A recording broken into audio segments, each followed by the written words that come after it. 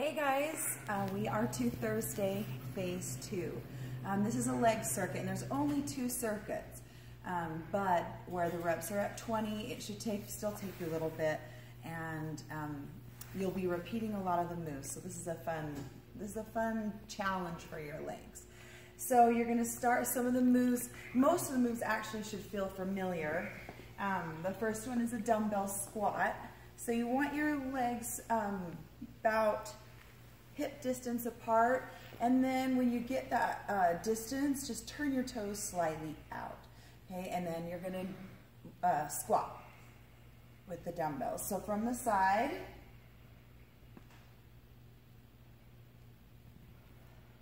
if you feel like this is hard to keep good form with both weights, just drop one weight and hold the other weight here, and it'll help you to keep your chest up.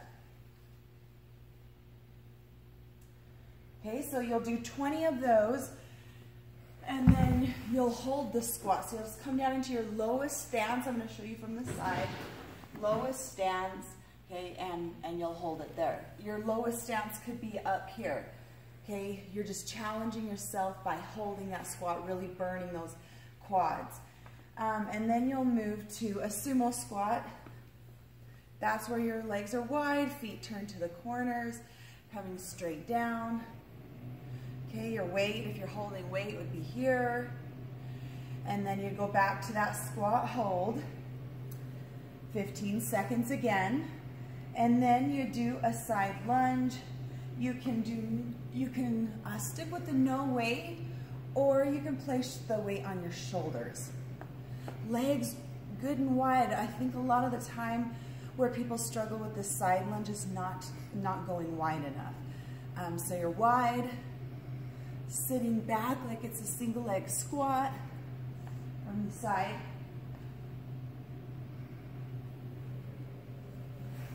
You don't have to get down that low, okay? The modification to that would be to ditch the weight, and you'd be here. But just remember to stick that booty out to the back wall. And then you would squat hold again. And single leg extension on the machine. So let me show you if you're at home first. I'm gonna come to this wall here. So if you're at home, one leg is up. Okay, you can place a weight here too if you want, but it is a tough move. If you're at the gym, you're gonna come to the extension.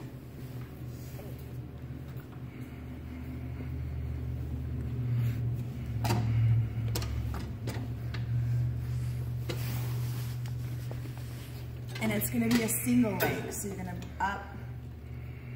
So you're gonna extend, but only using one leg. Okay, and then you'll switch. Same thing, so really focusing on one leg at a time.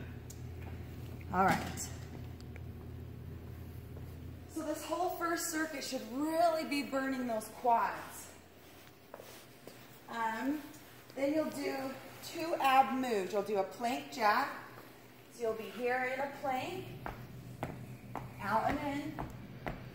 Okay. You can modify that by just toe touching, or even being in a modified plank and toe touching. And then a tuck crunch.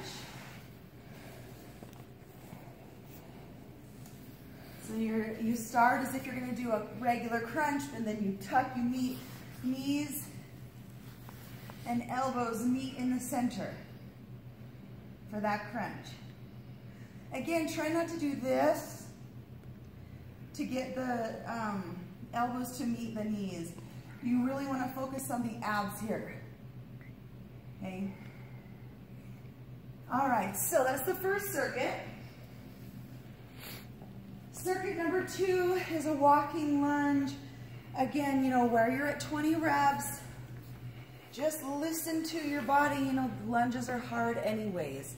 Leg day is hard anyways. So I want you to push yourself, but I want you to be able to keep good form and get through the workout. Okay, so when you're doing your walking lunge, you can be here, your dumbbells at your sides. Okay, or you can just walk with no weight. Walking lunges are hard, especially because you're stepping forward, and a forward lunge is tougher than a back lunge. All right, so you'll lunge, hold 15 seconds each side. So you'll do the walk, then you'll hold it here 15 seconds, and then switch, hold here 15 seconds. A double pump calf raise. So if you're at home, you can do it off of a step or off of a stair or your step. At the gym, I placed this step on the back of the leg press machine so you can hold on and really focus on the calves instead of losing balance. And a double pump just means that when you come up, you're going to pump, pump, release. Pump, pump, release. So notice that my heels are hanging off of the step, and about the ball or the widest part of my foot and toes are still on the step.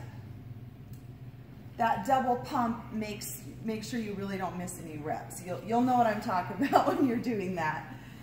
And then you'll lunge, hold again, and then you'll dumbbell lunge to knee raise. So this time you're going to step back, knee raise.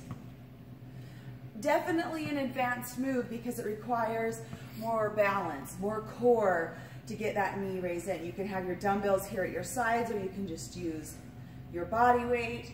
You can hold on to something, okay, so that you can work towards not having anything to hold on to, or you can modify even further by just lunging and stepping in and taking out that knee raise. All right, after that one, you'll lunge pulse each leg. So back to the lunge again, and this time pulse. Don't make them so small that it feels like that hold again. It's a big pulse, okay? Really feel that burn. The next one is a ball roll-in, so I'm just gonna grab a ball.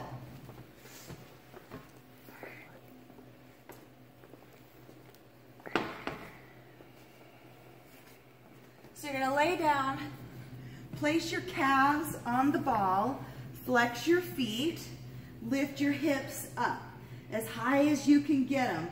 That's the first part of this move, and then you're gonna roll in and out. So where you're really gonna feel it is right through those hamstrings as you roll, okay? So try to keep those hips up. The more you keep the hips up, the more that butt has to work, core has to work, hamstrings have to work for that move. And then you're gonna do bicycle crunches, which we've done. And then the last one is a V-up. A V-up, your straight arm, straight leg, and you meet in the middle. Okay, you can modify it by bending the knees. Okay, you can modify it even further by going back to that tuck.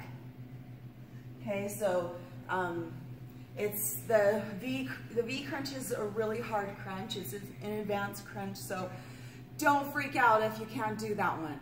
Okay, just turn it back into that tuck.